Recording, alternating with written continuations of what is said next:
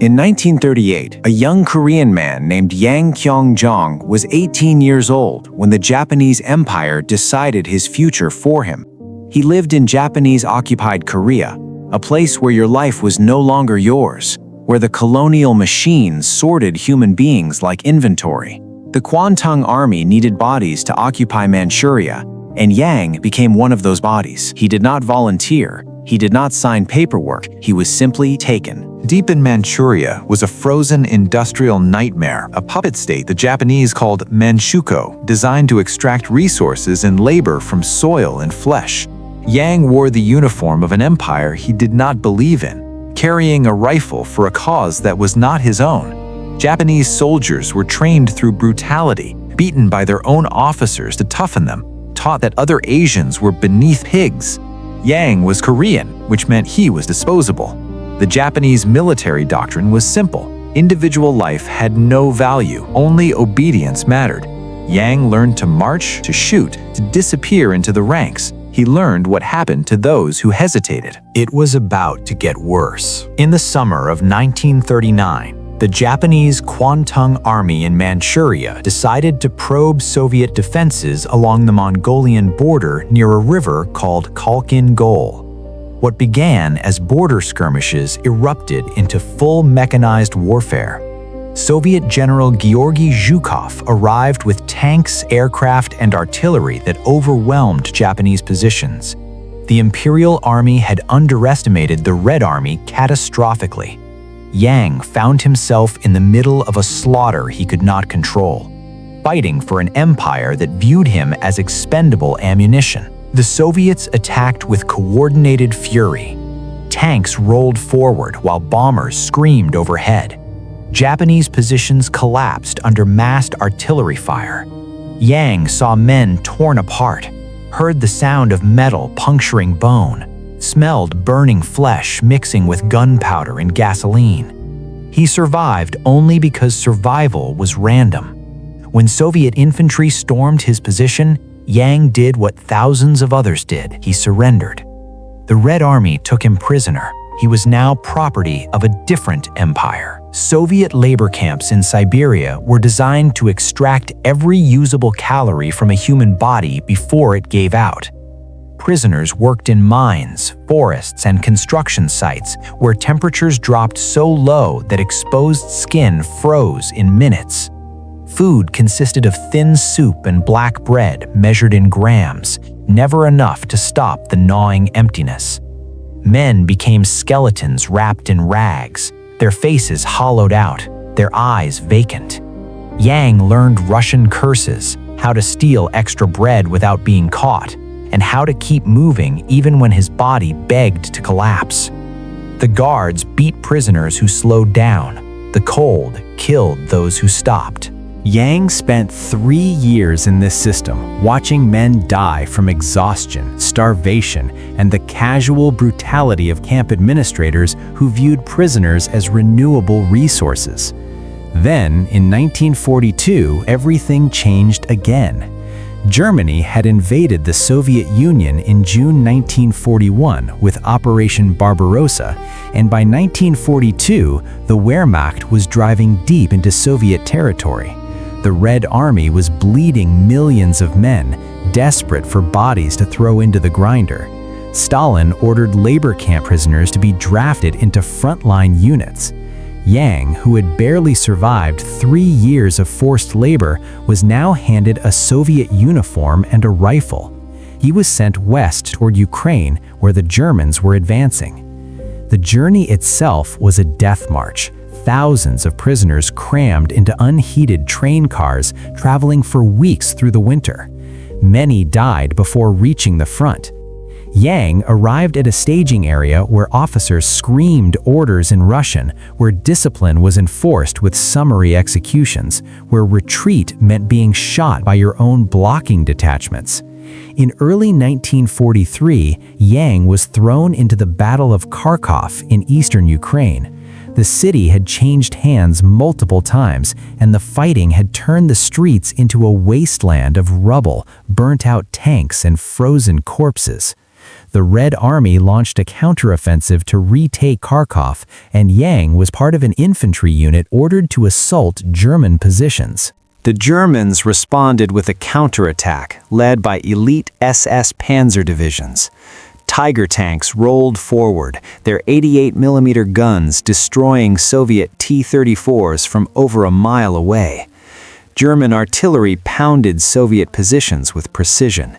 Yang's unit was encircled, cut off from supply lines, and systematically destroyed. Soviet command had no plan for retreat because retreat was forbidden. Men fought with frozen weapons, hands too numb to grip triggers properly, in temperatures that turned blood into ice. Yang was captured by the Wehrmacht in February 1943. He was now a prisoner of war for the second time, held by the Third Army he had been forced to serve. German POW camps for Soviet prisoners were extermination sites, disguised as detention centers. The Wehrmacht viewed Slavic soldiers as subhuman, unworthy of the protections afforded to Western prisoners under the Geneva Convention. Soviet POWs died by the millions from starvation, disease, exposure, and outright murder. They were worked to death building fortifications, clearing minefields, and burying the dead. Yang should have died there. Most prisoners did. But the German war machine was also bleeding men, and in their desperation, they began recruiting from the camps. Deep, the Ostbataillon were German military units composed of Soviet prisoners of war and conscripts from occupied eastern territories. These units were considered expendable, used for rear area security, anti-partisan operations, and eventually manning the Atlantic Wall defenses along the coast of France. Yang was offered a choice that was not a choice: join the Wehrmacht or remain in the camp to die. He chose survival. He put on a German uniform. By 1944, Yang had been conscripted into 3 different armies, none of which he had chosen. He had fought for Japan, been captured by the Soviets, fought for the Soviets, been captured by the Germans, and now wore German field gray. He had traveled from Korea to Manchuria to Siberia to Ukraine to France, dragged across continents by the machinery of war. He was sent to Normandy. The Atlantic Wall was Hitler's grand delusion, a fortified coastline stretching from Norway to Spain that was supposed to make Western Europe impregnable. In reality, it was a patchwork of bunkers, minefields, and barbed wire held together by understaffed units filled with conscripts from occupied territories. Yang was assigned to an Ostbataillon stationed near the base of the Cotentin Peninsula, inland from Utah Beach. The German command knew an invasion was coming. They did not know when or where. Allied deception operations had convinced them the main assault would come at the Pas de Calais, not Normandy. Rommel had driven himself to exhaustion trying to strengthen the beach defenses, planting mines and obstacles. But he knew that once the Allies landed, German reinforcements would be devastated by Allied air superiority.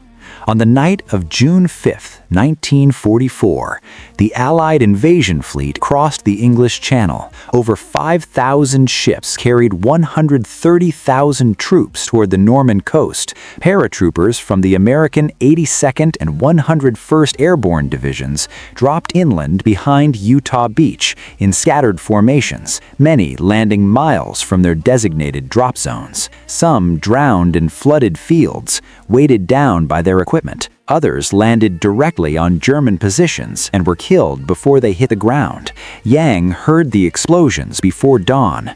The sky lit up with anti-aircraft fire. Then came the naval bombardment. Battleships and cruisers opened fire with 14-inch guns, shells screaming overhead and detonating with concussive force that shook the earth. The noise was apocalyptic, constant, unbearable. Bunkers collapsed. Communications broke down. Officers screamed contradictory orders. At dawn on June 6th, landing craft hit the beaches. American infantry from the 4th Infantry Division stormed ashore at Utah Beach under heavy fire. The German defenders, including Yang's unit, fired machine guns and artillery into the approaching waves. But the sheer volume of Allied firepower was overwhelming. Naval destroyers sailed close to shore, firing at point-blank range into German positions. Fighter bombers strafed anything that moved. Yang's unit was falling apart. Officers were dead. Ammunition was running low. Reinforcements never arrived because Allied aircraft destroyed everything moving on the roads. By afternoon, American paratroopers advancing inland linked up with the infantry pushing off the beach. Yang's position was surrounded. The choice was surrender or death. Yang chose survival again. American paratroopers found him in a bunker, hands raised, exhausted beyond measure. At first, they thought he was Japanese.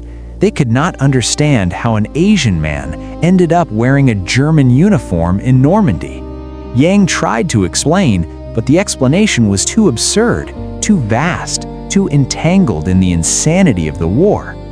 He had been conscripted by the Japanese, captured by the Soviets, forced to fight for the Soviets, captured by the Germans, forced to fight for the Germans, and now stood as a prisoner of the Americans. He was taken to a POW camp in Britain, then eventually transferred to the United States. He never spoke publicly about what he had endured. He settled in Illinois and lived quietly until his death in 1992. His story remained buried for decades, a footnote in a war that killed over 60 million people. Yang Kyoungjong's life was not heroic. It was not glorious. It was survival. He did not choose any of the armies he served. He did not choose the battles he fought. He was a body passed between empires, a weapon without agency, a human being reduced to a unit of labor and violence. His identity was erased at 18 and never fully restored. He survived 3 captures, 3 conscriptions, 3 wars within a war. He endured labor camps, frozen battlefields, and the Normandy invasion. He crossed continents not as a traveler, but as cargo. The Second World War killed over 60 million people. It consumed entire nations, erased cities, and turned human beings into statistics. Yang was comparatively fortunate because he lived. But fortune is a strange word for a man who spent 6 years being used by empires that viewed him as expendable. Deep stories like this deserve to be remembered. Like for him and subscribe the channel.